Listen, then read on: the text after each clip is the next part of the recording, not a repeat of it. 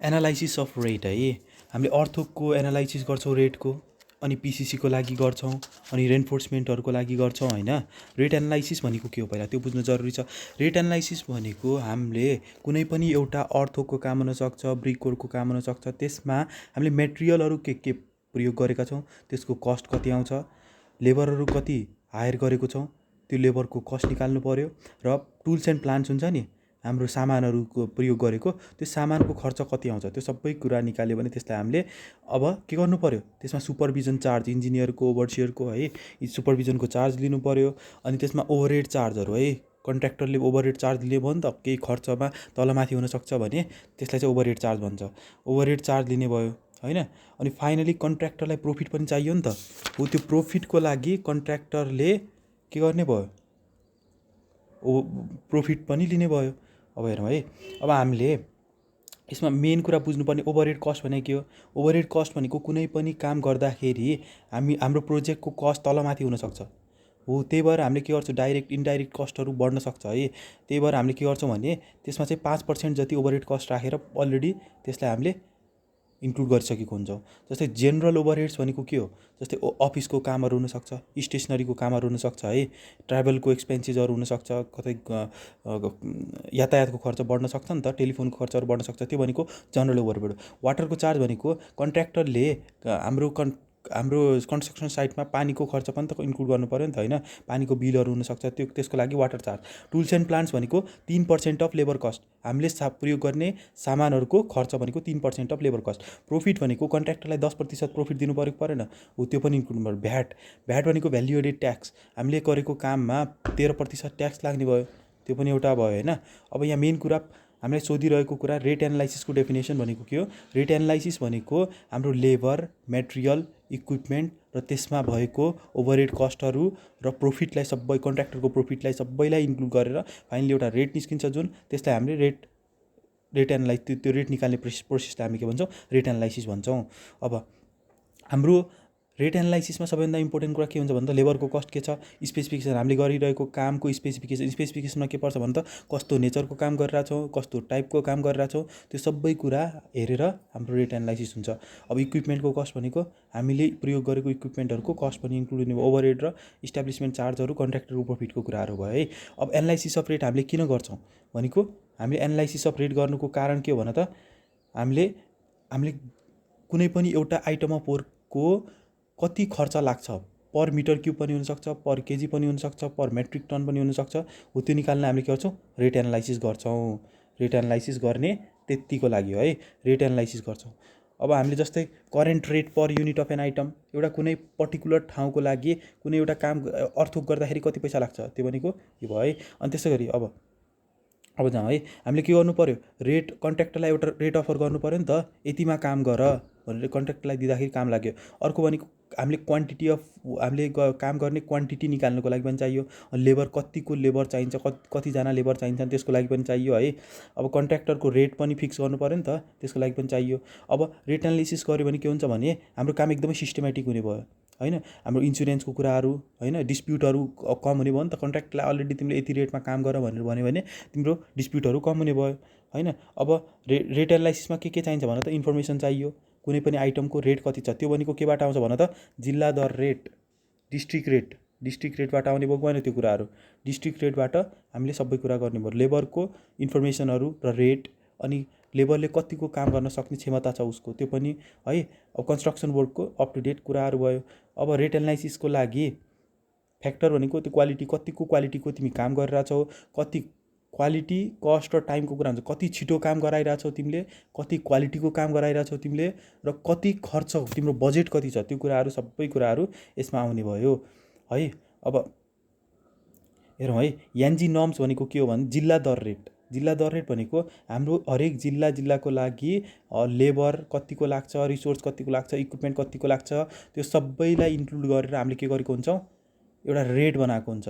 हरेक कामको लागि छुट्टै रेट बनाएको हुन्छ, त्यसलाई जिल्ला दर रेट भन्छ। यो निकाल्ने प्रोसेस भनेको, प्रोसिड्युर अफ रेट एनालाइसिसमा के गर्ने, एउटा कस्ट के छ भन त, हाम्रो कस्ट यक्स, मेटेरियलको कस्ट यक्स छ, लेबरको कस्ट वाई छ, अनि टुलको कस्ट, टुल्स एन्ड इक्विपमेन्टको कस्ट जेड छ भने यो तिनटैलाई जोड्यो भने सब टोटल कस्ट आयो कि आएन।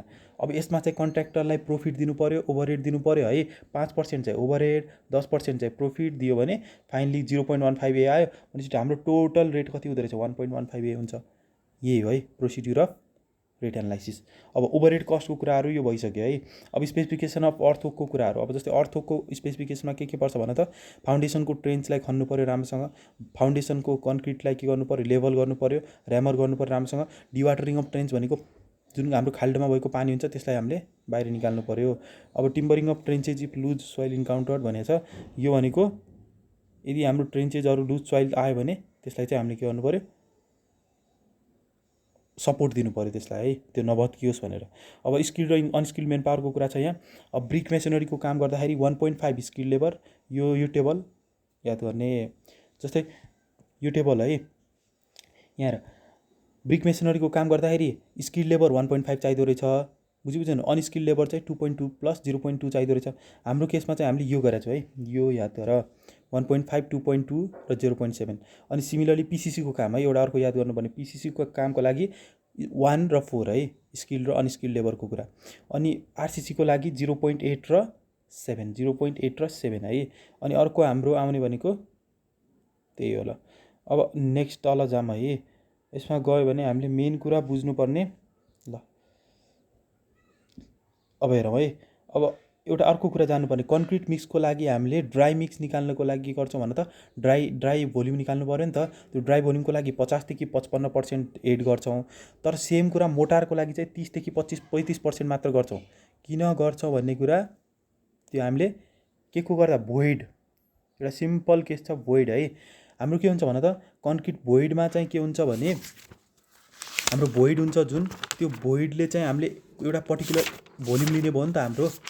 त्यो भोइडको एरियालाई चाहिँ हामीले के गर्नु पऱ्यो? हेर, कोर्स एग्रिगेट हुन्छ नि, कोर्स एग्रिगेटले के गर्छ भने भोइड हुन्छ जुन, त्यो भोइडको चाहिँ हाम्रो भोइडको हेर, कोर्स एग्रिगेटले चाहिँ 32 देखि 34% लिन्छ र फाइन एग्रिगेटले चाहिँ 30 देखि 27% लिन्छ। अब सेम कुरा हेर त, पिसिसीको लागि चाहिँ, पिसिसी भनेको कन्क्रिट हो, कन्क्रिटमा भन त के हुन्छ भन त? कोर्स एग्रिगेट पनि हुन्छ, फाइन एग्रिगेट पनि हुन्छ, बोथ हुन्छ है। भनेपछि हामीले के गर्नु पऱ्यो? दुवैलाई जोडेर फाइनली 54% आयो। यसमा 7% के गर्यो? डिडक्ट गर्यो, के को लागि? इभ्यापोरेसन हुनसक्छ केही कुराहरू है, त्यसको लागि डिडक्ट गर्यो, बाँकी 54% बच्यो। तर अब सेम कुरा यदि हाम्रो मोटारमा त एग्रिगेट हुँदैन, भनेपछि यो एग्रिगेटवाला पार्ट छ नि जुन, यो कोर्स एग्रिगेटवाला पार्ट, यो कोर्स एग्रिगेटवाला पार्टलाई घटाउनु पऱ्यो नि त। त्यही भएर फाइनली हाम्रो गर्दाखेरि 30% जति निस्किन्छ, 30% जति निस्किने भयो है। त्यही भएर हामीले मोटारको मिक्सको लागि 30 देखि 35% बढाउनु पऱ्यो, कन्क्रिटको लागि 50 देखि 55% बढाउनु पऱ्यो, र प्लास्टरिङ गर्दा पनि यो छोडिदियो, प्लास्टरिङ गर्दा पनि 30 देखि 35% याद गर है। आरसिसीको लागि चाहिँ हामीले हरेक रेन्फोर्समेन्टमा 1% जोड्नु पऱ्यो। बाइन्डिङ वायर चाहिँ 1 केजी पर क्विन्टल है, हरेक क्विन्टलमा चाहिँ 1 केजी बाइन्डिङ वायरको लागि छोड्नु पऱ्यो। अब फर्स्टमा हामी है, फर्स्टमा अर्थवर्क भन्दा पनि फर्स्टमा हामी ब्रिक वर्क गरौँ है। ब्रिक वर्कको लागि हाम्रो एउटा ब्रिकको साइज छ 230 × 110 × 55 मिलिमिटरको है, एउटा ब्रिकको साइज छ। यो हाम्रो ब्रिक हो है, बुझ्यो? ब्रिक हो। अब ब्रिकको त के हुन्छ भन त? यो ब्रिकको साइज 230 × 110 × 55 मिलिमिटर छ। यदि इक्जाममा दिएन भने 240 × 115 × 57 गर्ने, किनभने नेपालको स्ट्यान्डर्ड ब्रिकको साइज त्यही हो नि त होइन। अब हेर ल, ठिक छ, यही राखे पनि भयो। अब हेर ल, यो हाम्रो एउटा ब्रिक छ। यो ब्रिकमा तिमीले यो 10 मिलिमिटरको मोटार लाउँछ कि लाउँदैन भन त? मोटार भनेको यस्तै जस्तै वाल छ हामीसँग है, एउटा ठुलो वाल छ फर इक्जाम्पल है, यो ब्रिक वाला ब्रिक छ हामीसँग अलरेडी है, एउटा ठुलो वाल छ हामीसँग। यो वालमा चाहिँ विभिन्न ब्रिकहरू होला नि, विभिन्न ब्रिकहरू होला। एकछिन है, यहाँ यो वालमा यसरी ब्रिकहरू हुन्छ कि हुँदैन? एउटा ब्रिक, दुईवटा ब्रिक, तीनवटा ब्रिक है, अलिकति 4वटा ब्रिक, 5वटा ब्रिक, यसरी होला है, यसरी हुन्छ। हेर, यसरी ब्रिक होला यो वालमा।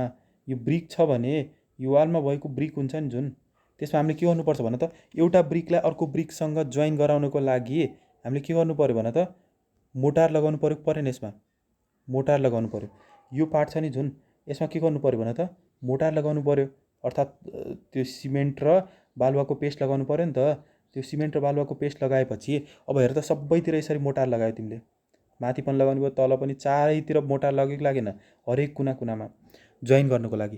भनेपछि तिम्रो यो ब्रिक छ भने यो ब्रिकको चारैतिर के हुने भन त? मोटार लाग्दो रहेछ नि त 10 मिलिमिटरको। जस्तै यसको इक्जाम्पलमा 10 मिलिमिटर भनेको नि, ब्रिकको चारैतिर मोटार लाग्दो रहेछ। अब हेर त यो ब्रिकको चारैतिर मोटार लाग्यो भने पहिला तिम्रो ब्रिकको साइज 230 × 10 110 × 55 थियो। अब कति हुने भन त? हरेक चारैतिर के हुने भयो? 10 मिलिमिटर बढ्ने भयो। बुझेन? बढेपछि अब तिम्रो फाइनली 230 + 10 गर्ने, 110 + 10 गर्ने, 55 + 10 गर्ने, र फाइनली तिम्रो ब्रिकको साइज कति निस्क्यो? यति निस्क्यो है, मोटार सहितको ब्रिकको साइज। अब यो गरिसकेपछि तिमीले अब नम्बर अफ ब्रिक निकाल्नु पऱ्यो नि। हो नम्बर अफ ब्रिक निकाल्नलाई ब्रिकको काम कति छ, एउटा वालको टोटल भोल्युम कति छ त्यो divided by size of brick including thickness of mortar joint है, including thickness of mortar joint गऱ्यो भने 25,909 आयो। अब 5% वेस्टेजको लागि के गरिदिने? अब हाम्रो इट्टाहरू 5% बढी ल्याउनु पऱ्यो नि त, ठ्याक्कै त हुँदैन। त्यो 5% बढी ल्याउने, त्यसलाई चाहिँ जोड दिने होइन। यति कुरा। अब मेन कुरा बुझ्नुपर्ने, तिमीले यो जुन यो गर्यौ नि, यो भनेको मोटार सहितको भोल्युम हो नि त यसको। बुझेन? चारैतिर मोटार लगायो तिमीले, यो ब्रिक छ, यो ब्रिकको तिमीले चारैतिर मोटार लगायो, यसरी चारैतिर मोटार लगायो। त्यो मोटार लगाइसकेपछि को पो भोल्युम हो यो? अब तिमीले के गर्नु पर्यो? तिमीलाई यो मोटारको भोल्युम पनि चाहियो कि चाहिएन? मोटारको भोल्युम कति थियो भनेर निकाल्नुको लागि के गर्नु पर्यो? हामीले ब्रिकको एक्चुअल भोल्युम जुन छ नि 230 × यो यसलाई चाहिँ केबाट घटाउनु पर्यो? यसबाट घटायो भने आउँछ कि आउँदैन?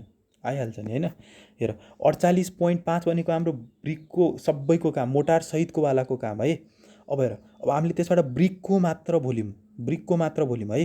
अब यसको लागि हेर त 25,000वटा ब्रिकको नम्बर आयो है, 25,900। यो वेस्टेजलाई नगर्ने, वेस्टेजवाला होइन, माथिको वाला। अब एउटा कुरा हामीले के गरेको थियौँ भन त, यहाँ हेर यो भोल्युम लिने होइन, मोटार सहितको वाला लिने होइन। अब चाहिँ इट्टा मात्रको लियो भने 12.45 मिटर क्युब मोटारको भोल्युम आयो। अब मोटारको भोल्युम आइसक्यो, बुझ्यो? मोटारको भोल्युम आइसकेपछि अब हामीले त्यसमा 30% एड किन गरेको भन त? त्यसमा फाइन एग्रिगेट मात्र छ, त्यही भएर 30% मात्र है। पिसिसीको केसमा कति? 54%, यसको केसमा 30%, 31%, 32%, 33% समथिङ त्यति नै राख्ने। अब यहाँ हेर, अब यसमा 12.45 मोटारको भोल्युम आयो, यसमा 30% जोडेपछि 16.19 मिटर क्युब आयो। भनेपछि total part of mix proportion कति रहेछ भन त? मोटारको के थियो भन त? 1:3 को थियो न ग्रेड, 1:3 थियो भने यो 1 र 3 जोड्यो भने कति हुन्छ? 4 हुन्छ। भनेपछि 1 पार्ट के छ? जस्तै मानु तिमीले होइन एक बोरा सिमेन्ट भयो यो भने 3 बोरा बालुवा, बुझेन? 1 बोरा चाहिँ सिमेन्ट, 3 बोरा चाहिँ बालुवा भन्ने कुरा बुझ त्यसरी यसको भोल्युमको आधारमा है। अब सिमेन्टको कति आउने भन त? 4.05 मिटर क्युब आयो होइन। 1 मिटर क्युब भने हामीले याद गर्नु पर्यो यो कुरा। 1 मिटर क्युब भनेको 28.8 ब्याग। यो कसरी आयो भन्ने कुरा होला। एक ब्यागमा कति हुन्छ भन त? 50 केजी हुन्छ कि हुँदैन? 50 केजी हुन्छ। एक ब्यागमा 50 केजी हुन्छ। अनि हामीलाई एउटा कुरा के थाहा छ भन त? डेन्सिटी भनेको के हो? मास अपन भोल्युम हो। तिमीलाई भोल्युम थाहा छ, डेन्सिटी पनि थाहा छ सिमेन्टको। भनेपछि मास निस्केन? भनेपछि मास समथिङ केही निस्केला। त्यो निस्केपछि त्यसलाई चाहिँ 50 केजीले डिभाइड गरिदियो भने एउटा रिलेसन आउँछ, त्यो भनेको के हो? 1 मिटर क्युब सिमेन्ट भनेको 28.8 ब्याग हो। यो याद गर्ने। अब याद गरिसकेपछि अनि फाइनली हाम्रो सिमेन्टको भोल्युम छ 4.5 मिटर क्युब, 0.5 मिटर क्युब। अनि हाम्रो एक ब्याग अफ सिमेन्ट 50 केजीको हुन्छ। भनेपछि हाम्रो टोटल 116वटा ब्याग चाहिँदो रहेछ। बुझेन? अब स्यान्डको लागि पनि त्यही गर्ने, 1:3 हो नि त रेसियो। यो कुरा बिर्सिनु भएन, 1:3 छ। भनेपछि 1 बोरा सिमेन्ट र 3 बोरा स्यान्ड हो नि त रेसियो। भनेपछि सिमेन्टको लागि त तिमीले निकाल्यौ 116 ब्याग। अब स्यान्डको लागि निकाल्नलाई 3/4 गर्ने, 3/4 इन्टु टोटल भोल्युम कति थियो? 16.19 थियो। यसलाई गरिदियो भने फाइनली तिम्रो कति आयो? 12.14 मिटर क्युब आयो। अब वाटर सिमेन्ट रेसियो, जहिले पनि वाटर सिमेन्टको रेसियो 0.5 मान्ने, 0.5 है। Water by cement equals to 0.5 भयो।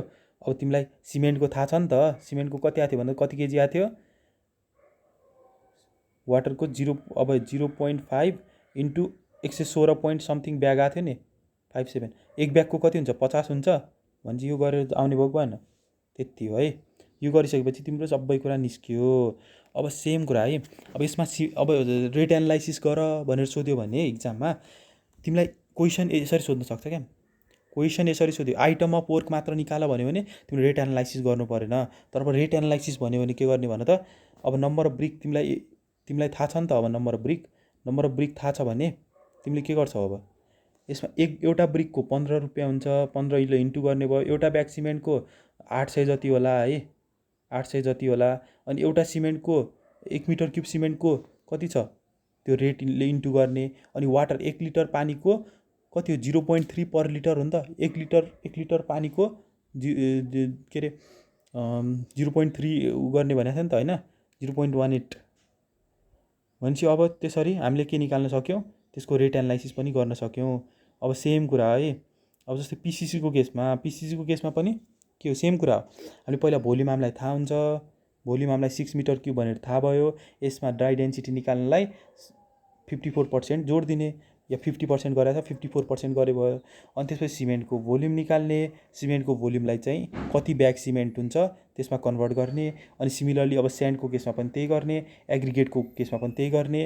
र फाइनली पानीको भोल्युम निकाल्दाखेरि चाहिँ वाटर बाई सिमेन्टलाई 0.5 गर्ने। भनेपछि हामीलाई सिमेन्टको भोल्युम थाहा छ, सिमेन्टको वेट थाहा छ, त्यसलाई चाहिँ वाटरसँग मल्टिप्लाई गरिदिने, त्यति हो है। अब ल सबै कुरा यस्तै हो। अब प्लास्टरको केसमा पनि त्यही हो है। प्लास्टर भनेर सोध्यो भने पनि जे तिमीले मोटारको केसमा गरेको छौ नि त्यही हो। प्लास्टरमा र मोटारमा एउटै कुरा हो है, प्लास्टर र मोटारमा एउटै कुरा गर्ने हो। अब सेम है, पिसीको केसमा भनेको छ त्यही कुरा हो, सबै कुरा सेम हो। पिसीको केसमा पनि सेम हो। अब मेन कुरा आरसिसीको केसमा हेर है, आरसिसीको केसमा पनि सोधेको छ हामीलाई। आरसिसीको केसमा सबै कुरा सेम हो, पिसिसी जस्तै हो। तर यहाँ हेर एउटा 1% पिसिसी आरसिसीको स्टिल रेन्फोर्समेन्टको पनि क्यालकुलेट गर भनेको छ। किनभने यो तिमीलाई गिभन छ नि त यता, त्यही भएर गरेको, यो गर्न जरुरी छैन। भनेपछि सबै कुरा सेम हो। फरक के हो भने त स्टिल रेन्फोर्समेन्ट भनेको 1% अफ गिभन हाम्रो पिसिसीको भोल्युम हुन्छ। अनि त्यसमा चाहिँ बाइन्डिङ वायर भनेको चाहिँ कति हुन्छ, त्यो भनेको 1 केजी पर क्विन्टल। 1 क्विन्टलमा चाहिँ 100 केजीमा चाहिँ 100 केजी यदि हाम्रो स्टिल रेन्फोर्समेन्ट छ भने त्यसमा 1 केजी चाहिँ बाइन्डिङ वायरको लागि छुट्याउनु पऱ्यो। बुझ्यो होइन, यो कुरा हामीले गर्नु पऱ्यो यसमा है। अब यो जस्तै यो क्वेसन छ, यो क्वेसन र अघि क्वेसन सेम हो, केही पनि फरक छैन होइन।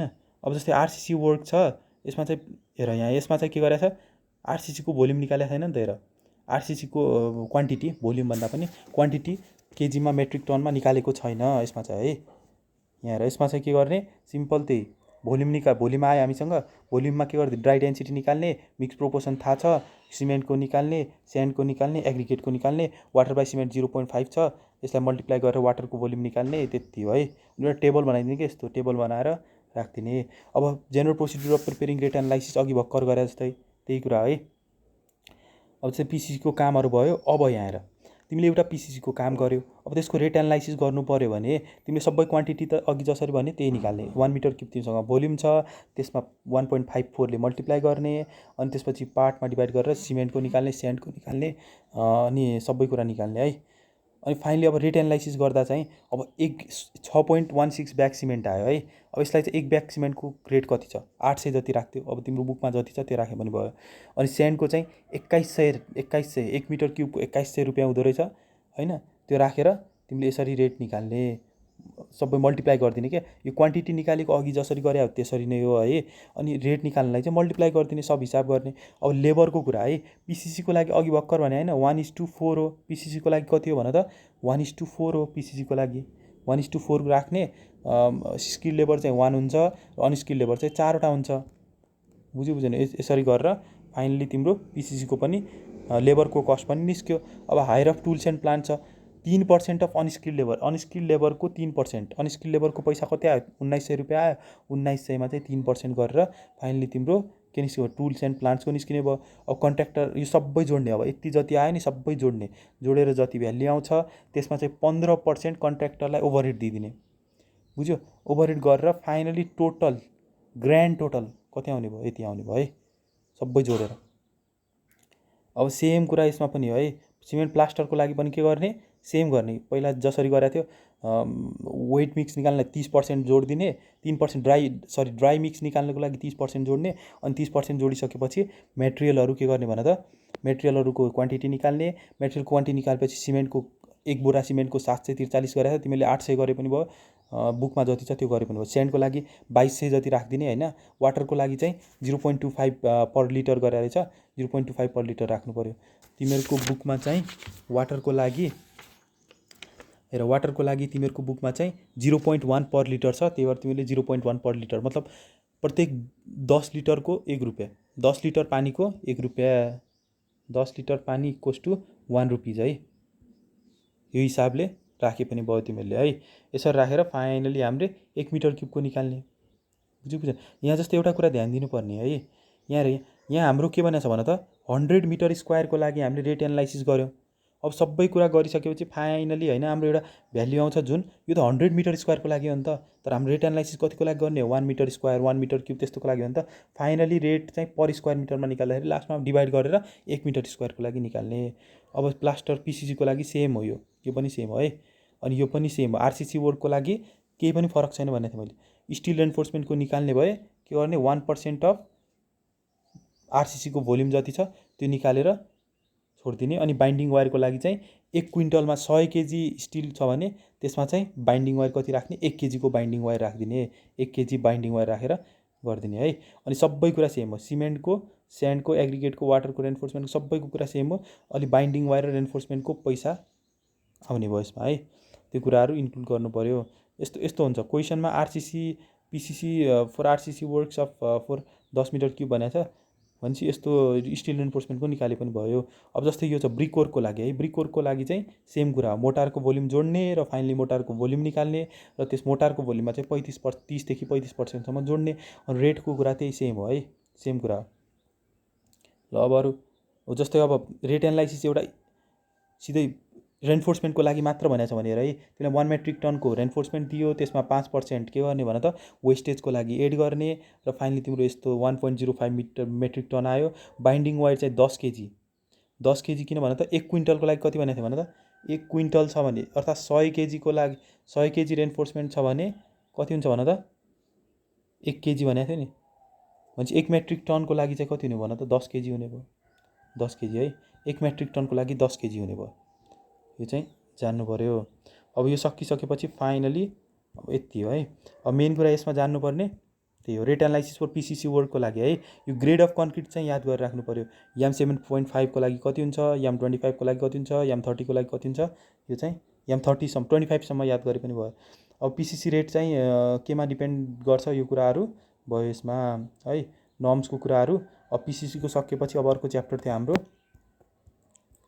पिसिसीको सकिसकेपछि अर्को च्याप्टर हाम्रो स्टिल रेन्फोर्समेन्टको लागि। यसको स्पेसिफिकेसनहरूको कुरा पनि गर्ने, मेटेरियल्सहरू के लाग्छ, मेन रेन्फोर्समेन्ट स्टिरअपहरू, हुक्स, बेन्ड्सहरू। स्टोरेज गर्दाखेरि हामीले के गर्छौँ, रिबारलाई चाहिँ माथि राख्छौँ, एउटा वुडन प्लेटमा राख्छौँ।